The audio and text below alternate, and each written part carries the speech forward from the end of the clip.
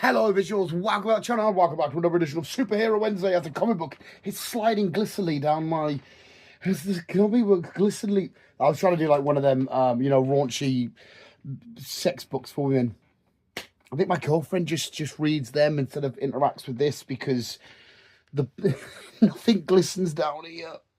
Anyway, sorry, it's Superhero Wednesday. Fuck knows, as per usual, what that intro was. I just spiral out of these intros now, and I don't know what I'm saying, what's going on. We are back for another comic book review. This time it is, of course, Absolute Batman, issue 21. Believe it or not, we've done 21. Why can't I read numbers? Reviews for this motherfucker, of course, spoiler heavy and all that kind of shenanigans. Now, we know the crack, we know the story. Where we left off, visuals, was Batman being cornered by this new Robin project, getting ready to stop him, and Alfred saying, get out there, and Batman's like, nah, no chance. And we just continue on from that. We do get a little look back at Bruce's interactions in his shady criminal interactions and stuff. We get a little bit more of a look at his relationship with Jim Gordon. We also get the funeral of Jim Gordon, and we get a little bit of friction inside of the new Robin program. But we'll go through the panels, we'll go through the pages and all that kind of shit, and give you a little review. Yeah, I've made that really awkward. Well, as you can see we can see our cover is of Two-Face, dead or alive. We get a little look at kind of how the friends of Bruce, Penguin, Wayland, Two-Face, Riddler, how they're sort of like feeling and how they're going about their business and stuff that's kind of surrounding them. We have a little bit of a back and forward and whatnot between Oz and Wayland Jones about some stuff, which is really cool to see because, again, their minds are in two different places. We get a cool little moment where, who is it? Is it Wayland that's saying it? Saying, oh, everyone's calling you the Riddler out on the streets. You're the Penguin. Everyone's calling you Two-Face Harvey and all this shit. And it's quite nice because that's them getting solidified as their classic names that we know them as, Two-Face, Riddler, blah, blah, blah. To see that's really cool. But we also have a nice little sort of continued relationship between Harley and Alfred, which I'm absolutely loving the relationship back and forth between these two. But as well, we see a kind of little mindset of where Bruce is at as well, and how far has he gone as the Bat, and how far has he turned into the skid of just being the Bat and getting rid of Bruce totally. So yeah, another phenomenal, amazing read. But we'll show you some panels because there is some fucking awesome panels here. So straight away you see, this is where again where we left off, the Robins have cornered Bruce, and we hear Alfred here straight away. Kid, you've got to get out there, run. You don't stand a chance against these giants. And you've got Harley saying, I don't know, they aren't that big. And then Alfred quite literally says, quiet demon. Just, that's what I mean, their relationship is just so great in this. And a little bit of a back and forward, the Robin saying stand down, all this kind of shit. And Batman just massively preparing to go to fucking war, which we'll see a great image in a sec.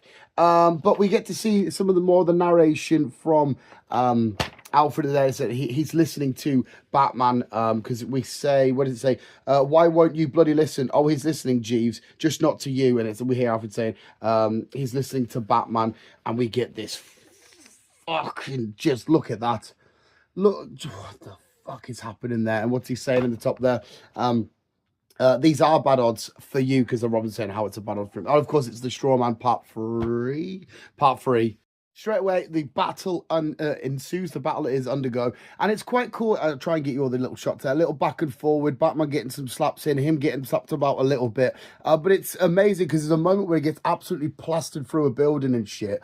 And the Robin, of course, we get Slade talking back to the Robin saying like, make sure you apprehend him. We need to bring down this massive threat to Gotham, blah, blah, blah. But he also knows that Batman's communicating with somebody in his ear. And he's like, we need to know who he's communicating with. We need to shut them down. We need to find out who it is and stuff like that. It turns out as well, later on when he finds out, he knows of who is communicating in his ear. And he knows them all too well. But we get a couple of moments where, so they think they slam Batman back and forward through a wall and all this shit through a building. They're like, see up there. They're like, ah, yeah.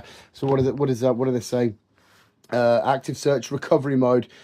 Duke, Steph's hit probably broke every bone in his body. When you find him, he's going to need serious medical attention. Or it's attention, and then nah, are you fuck? He ain't going to need no medical attention. Just comes out, latches onto one of the mech suits, and they're trying to find him. They can't get to him, and then they start just smashing down, shooting. We get a nice little cool chase bit on the bike. And look, just look how massive and that they are. Batman gets away, but he lays some spikes, and just this fucking shot there. There is a really cool. I see. Yeah, this is. Sorry, the first bit wasn't narrated. The little Batman. He listened to Batman. I think that was Harley. Sorry, not Alfred. It's later on Alfred. We get these. So he's on about like the way that he's fighting. So if I can jump straight to it.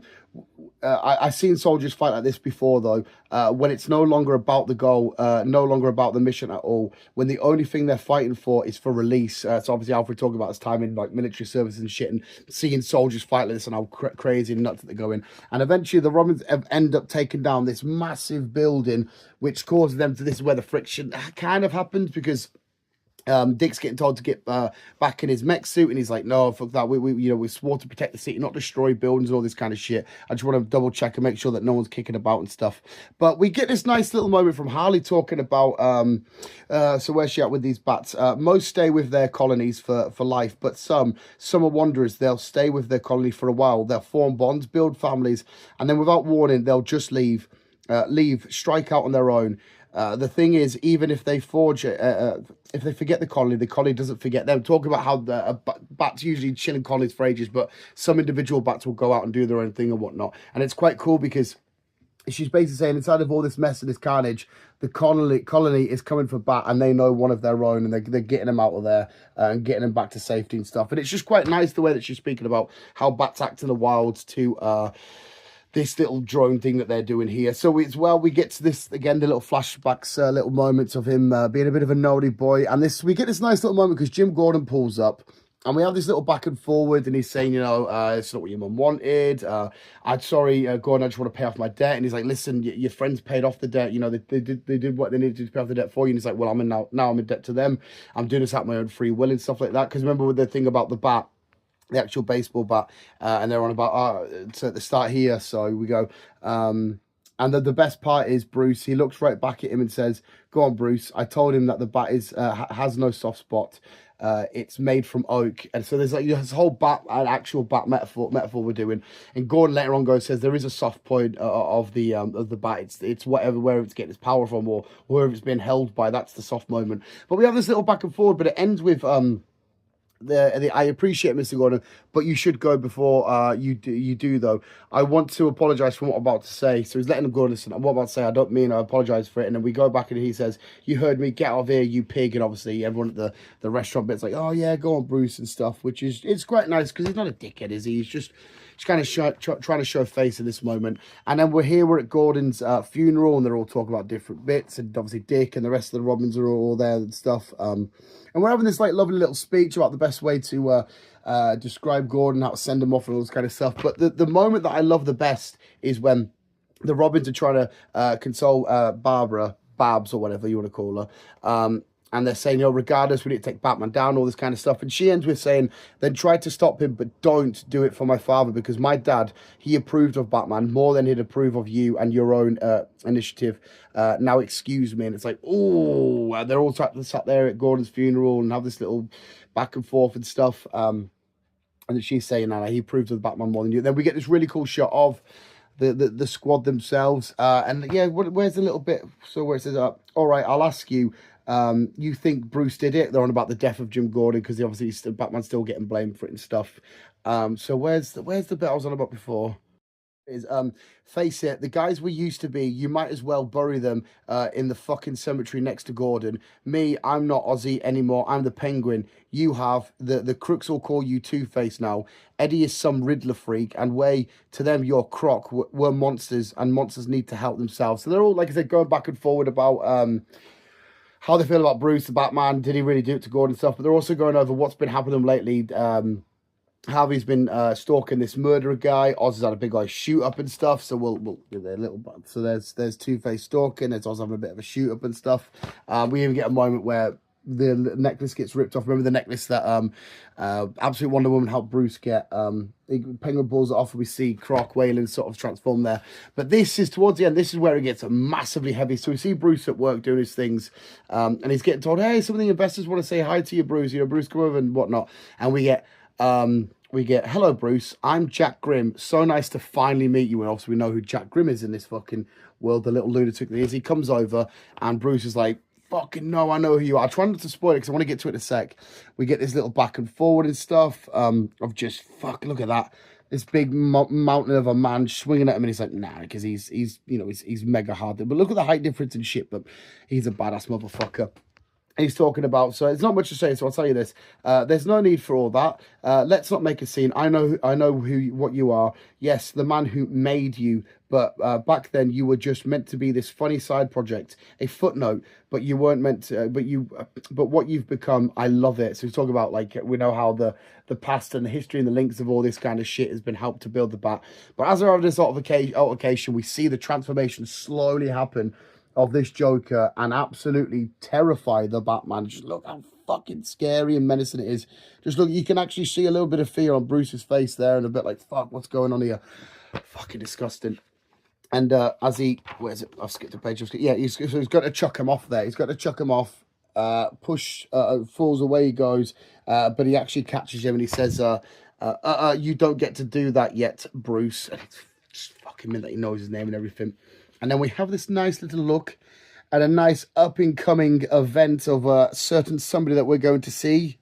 Certain somebody is, at least I'm 99% sure it is. It is, of course, Clayface, who is just going to be fucking scary and horrible and mean. Because if you can see, just like, we know that Clayface can shapeshift and change certain people. There's a lot of things going on. There's a lot of hands and a lot of pointy bits and a lot of movement and shit. It's fucking awesome. Obviously, this little he's mind, such shenanigans. And then after that's the end of this show, but we do get a nice little look at Absolute Catwoman, which we have got and we have read. So if you do want a review on that, we can chuck it in the comments below. But yeah, what another fucking heavy hitting, action-packed, heart-racing story. The coming together of Jack and Bruce at the end of that fucking, I don't know if it's significant at the end of this steel beam thing in this big construction site or what. Bruce standing over the Joker like he always does in every universe, but in most cases the Batman brings a lot more power, whereas this case it's the Joker having all the power standing over him. We saw how long it took to get rid of Absolute Bane and how to overcome that hurdle, and we know that Jack was pulling the strings on all of that. How long is it going to take to overcome Absolute Joker? How are his teams? Harvey, is Ed, Penguin, Wayland, are they all going to come together and help Bruce? They're going to be by his side, because again, at the minute they're kind of in the middle. They are dealing with criminal sort of shenanigans, but they're not criminals like these sort of monsters, because it's not just your standard criminals in the Absolute universe.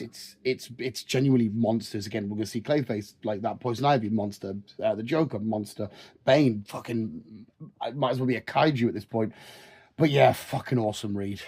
Here is my spoiler heavy review for Absolute Batman issue 21. Let me know in the comments below if you read it and let me know what you think. And let me know if you want me to do Absolute Catwoman, because we've got Absolute Catwoman and Absolute Green Arrow, both issue 1s read, done, dusted, and we can spoil review them for you after we've got our other videos and stuff out the way.